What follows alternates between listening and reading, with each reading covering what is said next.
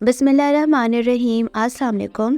अगर अफ्तारी में वक्त कम है तो पानी में आटा डालें और अफ्तारी बनाएं। ये रेसिपी बनाने के बाद आप पकौड़ों और समोसों की छुट्टी करा देंगे। तो वीडियो को आखिर तक देखना लाजमी है ताकि कोई स्टेप रह ना जाए। आइए वीडियो को स्टार्ट करते हैं। सबसे पहले स्टेप में बड़े से बर्तन में 1 कप पानी डालेंगे। इसके बाद हाफ़ टी स्पून नमक और हाफ़ टी स्पून घी डाल देंगे। इसके बाद आपने इसको अच्छे तरीके से मेल्ट कर देना है लो फ्लेम के ऊपर। जैसे ही आप ये देखेंगे कि आपके पास पानी में बॉयल आना शुरू हो गया है, इसके बाद बहुत आराम आराम से और थोड़ा थोड़ा करके आपने आटा इसके अंदर डाल देना है। एकदम आटा नहीं डालेंगे क्योंकि इसके अंदर गुठलियाँ बन जाएंगी। अब आपने मुसलसल चम्मच हिलाते चले जाना है और आटा आपने इसके अंदर डाल देना है। इसके बाद आपने इसको लकड़ी के चम्मच से या डोई की मदद से मिक्स करना है। इसकी वजह ये होती है कि पानी में जैसे ही आप आटा डालेंगे कि तो ये काफ़ी हार्ड हो जाता है, तो लकड़ी के चम्मच से इसको हैंडल करना आसान है। अब आपने क्या करना है कि इसको अच्छे तरीके से मिक्स कर लेंगे और मुसलसल चम्मच हिलाते चले जाएंगे, मगर इस स्टेज के ऊपर आपने फ्लेम को बिल्कुल बंद कर देना है। अब आपने क्या करना है, आटे को कुछ इस तरीके से एक टेबल के ऊपर गूंद लेना। ये इतना ज़्यादा सॉफ्ट है कि मज़ा आ जाता है गूंदने में। अब ये आटा जो है वो तैयार हो चुका है। अब हमने क्या करना है कि टेबल के ऊपर आपने इसको फैला लेना है हाथों की मदद से। ये इतना इजी हैंडल हो जाता है, आप यकीन करें कि आपको यकीन ही नहीं आएगा कि एक हाथ की मदद से आप इतनी बड़ी रोटी कर लेंगे। अब आपने हाथ की मदद से जब इसको राउंड कर लेंगे, फिर आपने इसको पलट के फिर एक दफ़ा अच्छे तरीके से राउंड कर लेना है। अगर आप बिगनर्स हैं तो आप इसको जो है क्या कहते हैं, बेलन की मदद से भी कर सकते हैं, मगर हाथ से कर लें तो बेहतर है। अब आपके घर में, सबके घर में ये कीफ तो होती है, अगर कीफ नहीं है तो ग्लास, अगर ये भी नहीं है तो कोई भी ढक्कन की मदद से आप इसको राउंड शेप दे सकते हैं। अब आपने क्या करना है कि इसको राउंड शेप देना शुरू कर देनी। जितनी रोटी फैलेगी उतनी ही आपने इसके अंदर राउंड शेप देना शुरू कर देनी है। तो काफ़ी ज़्यादा जो है ये बन जाते हैं राउंड शेप से। राउंड शेप के अलावा आप कोई और शेप भी दे सकते हैं। आगे आप जब वीडियो में देखेंगे तब आपको खुद अंदाज़ा हो जाएगा कि आप इसके साथ कौन सी और शेप दे सकते हैं। जब ये सारी राउंड शेप्स कटिंग हो जाएंगी तो जो इजाफी आटा है आप उसको निकाल लेंगे और बाद में आप इसका दोबारा पेड़ा बनाकर इसी तरीके से छोटी छोटी रोटियां बना लीजिएगा।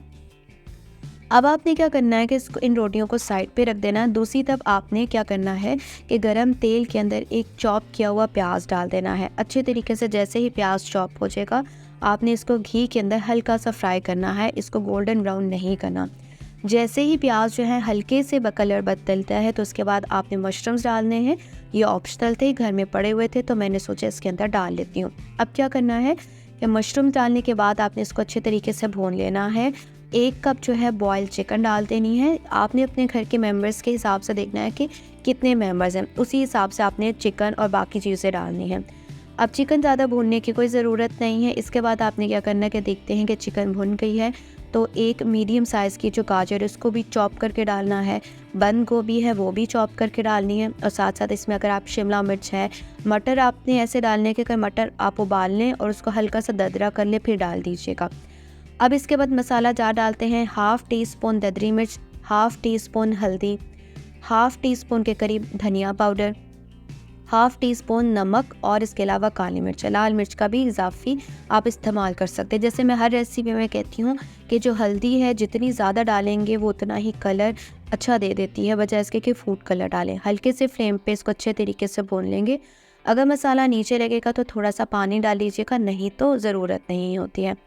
अब आपने क्या करना है कि सारा फिलिंग जो है वो तैयार हो चुकी हुई है और इसके बाद जब ये फिलिंग तैयार हो जाएगी तो साइड पे रख देंगे ठंडा होने के लिए। ये जो सर्कल्स काटे थे इसके ऊपर थोड़ा सा 1 टेबल स्पून के करीब आपने चिकन और वेजिटेबल वाला मिक्सचर और चीज़ डाल देनी है। मोज़रेला चीज़ जो है ये आपके पास ऑप्शनल है। अब बिल्कुल ध्यान से आपने सॉफ्टली इसको हैंडल करना है।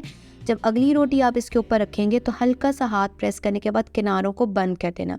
अब सील करने के लिए हर घर के अंदर एक कांटा मौजूद होता है।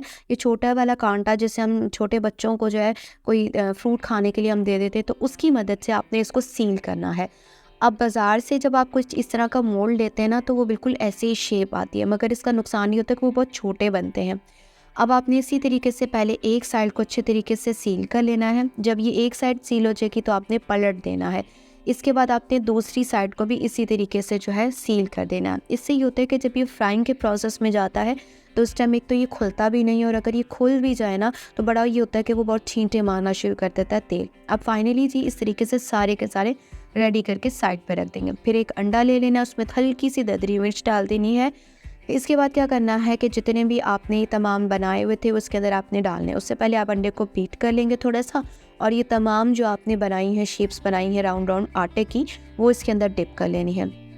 मैंने क्या किया कि सारी एक साथ जो है सबसे पहले अंडे के अंदर डिप करती चली गई और इसके बाद उसको साइड पे रखती चली गई। मुझे ये था कि जल्द से जितना मैं इसको डिप कर लूँगी, साइड पे रख दूँगी, फिर नेक्स्ट स्टेप में जब मैं आऊँगी तो फिर मुझे बड़ी आसानी हो जाएगी इसको हैंडल करने में।